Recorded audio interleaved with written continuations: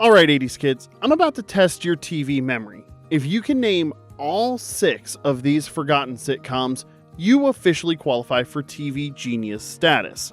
Aren't you going to introduce me to your, friend? Absolutely.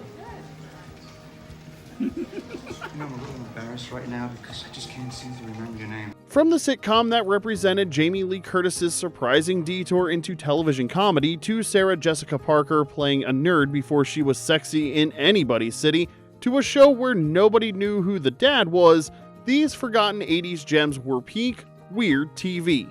The 80s weren't just about The Cosby Show, Roseanne, and Cheers. No, the decade also gave us a treasure trove of wild, quirky, and occasionally bizarre shows that never quite made it into TV history.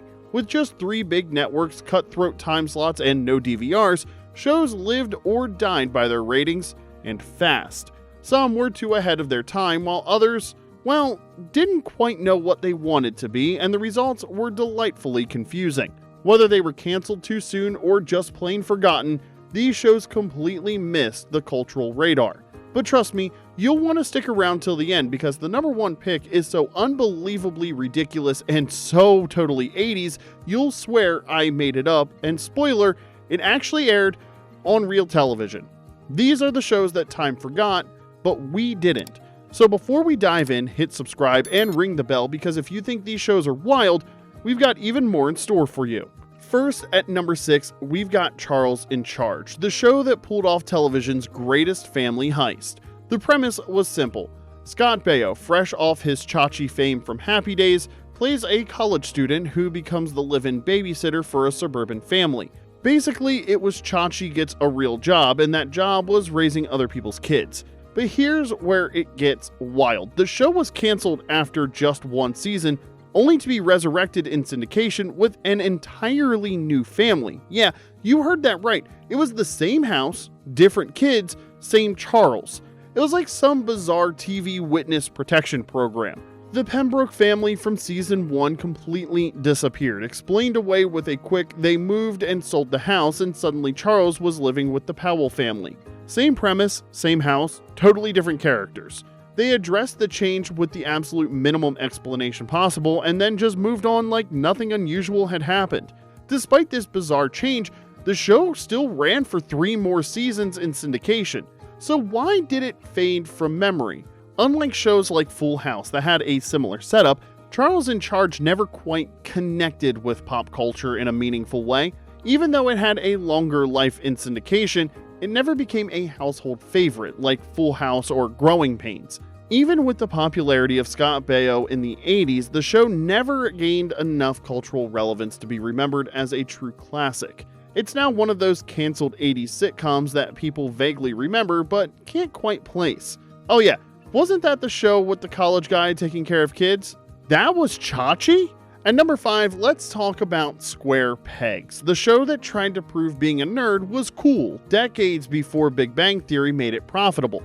And before Carrie Bradshaw made Sarah Jessica Parker a household name, she was the ultimate high school geek. That's right, Square Pegs was Sarah Jessica Parker's awkward nerd origin story. Before she starred in Girls Just Wanna Have Fun or was brunching in designer heels, she was rocking thick glasses and awkward fashion choices. This show was a cult classic that managed to capture the essence of teen life in the early 80s, long before The Breakfast Club would do the same on the big screen. Parker played Patty Green, a smart, awkward teen trying to fit into the cool crowd at Wee High School along with her best friend Lauren. The show was revolutionary because it portrayed high school the way it really was. Instead of glamorized teen issues like should I take the Ferrari or the Porsche to the beach party, it tackled authentic problems like how do I get into the cool kids' Halloween party?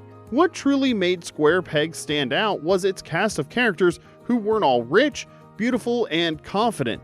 These were kids with acne, awkward fashion choices, and genuine insecurities. The popular kids weren't just stereotypical villains, and the nerds weren't just punchlines. Everyone was navigating the same confusing social minefield. It felt like walking through an actual high school hallway instead of a Hollywood fantasy. But here's the catch. Despite getting critical praise, Square Pegs lasted only 1 season. Why, you may ask? Well, the show was a little too ahead of its time. It had Gen X energy before Gen X really had a name.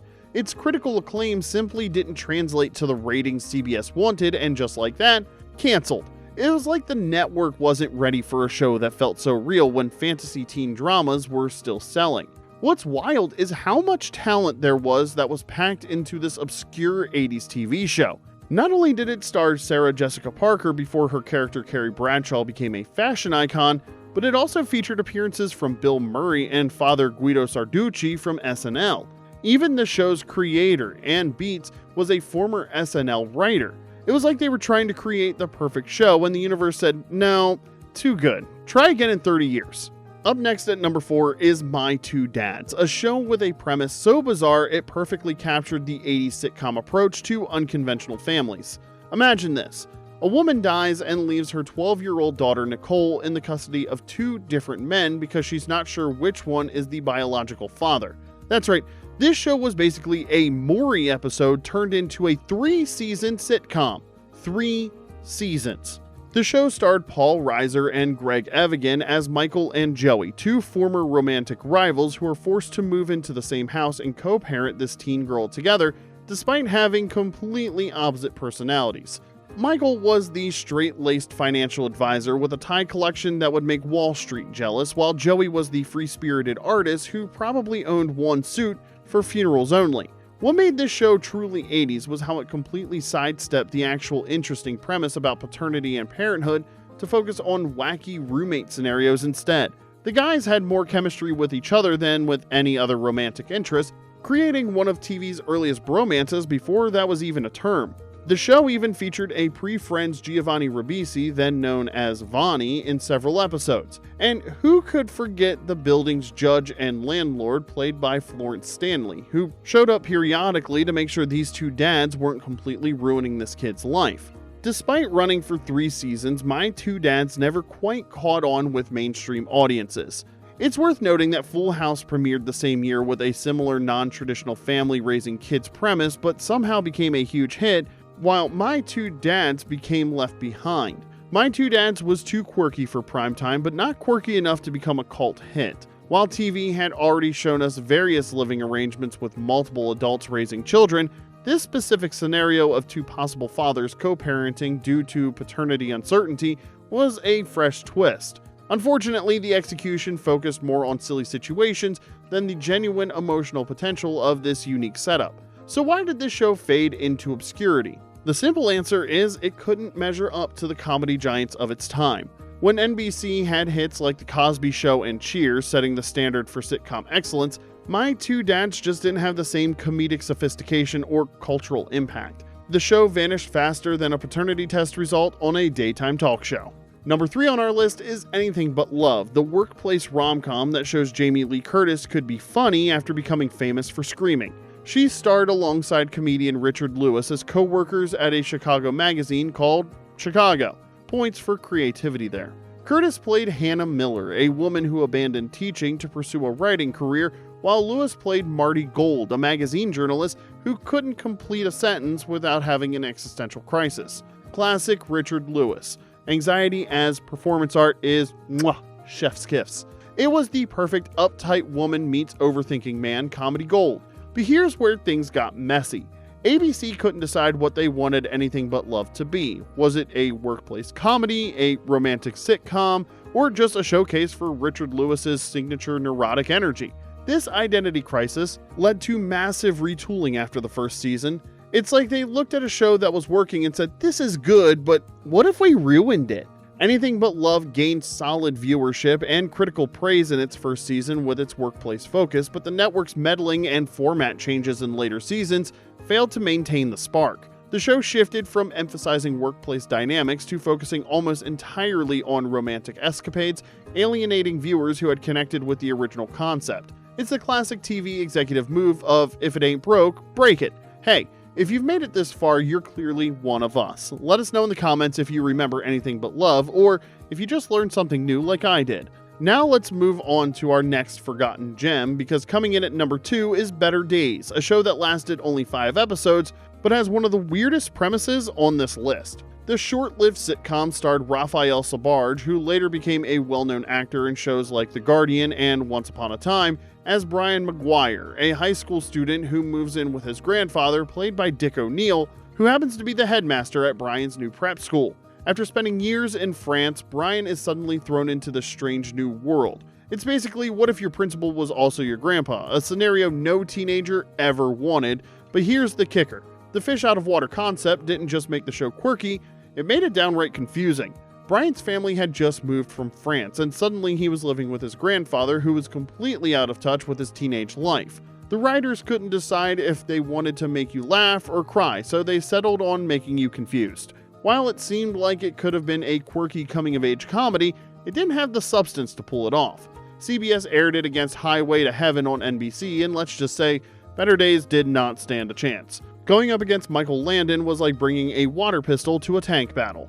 And now, for the number 1 spot on our countdown of forgotten 80s shows, remember when they gave the Doublemint twins their own show? Yeah, they actually did. Double Trouble starred real-life identical twins Gene and Liz Sagal, who were famous as the Doublemint twins in those iconic chewing gum commercials of the 1980s. The show cast them as Allison and Kate Foster, two completely opposite teenage twins living with their widowed father who ran a dance studio in Des Moines, Iowa. Here's the setup. Kate was the wild, rebellious twin who was all about parties and boys, while Allison was the straight-laced, studious one who never broke the rules.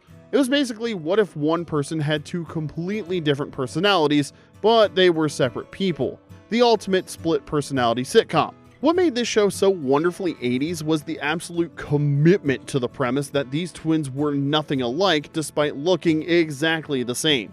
One wore her hair curly, one straight. One wore bright clothes, one wore pastels. One wanted to be a dancer, one wanted to be, well, actually responsible. The show was essentially saying, we know they're identical twins, but please just pretend they're complete opposites. And here's a fun fact. The Sagal sisters were the younger siblings of Katie Sagal, who became famous as Peggy Bundy on Married with Children. Talent definitely ran in that family. The most bizarre part for season 2, and yes, this show got more than one season, the entire show relocated from Iowa to New York City, where the twins moved in with their aunt to attend a performing arts school. That's right, they completely abandoned one premise for another. The show basically said, sorry Iowa, we're heading to the big city for some performing arts drama. Despite the twins' previous fame from Doublemint commercials, Double Trouble couldn't overcome its cliched writing and predictable twin swap scenarios. Every episode basically featured some variation of one twin pretending to be the other, and the writers clearly had one idea and ran with it all the way to cancellation. What's truly wild is that at one point, Double Trouble was actually paired with the much more successful Facts of Life in NBC's lineup, yet one show became a cultural touchstone while the other faded completely into obscurity. Sometimes TV success really is just double or nothing. And there you have it, 6 forgotten sitcoms from the 80s that vanished from our collective memory but deserved better.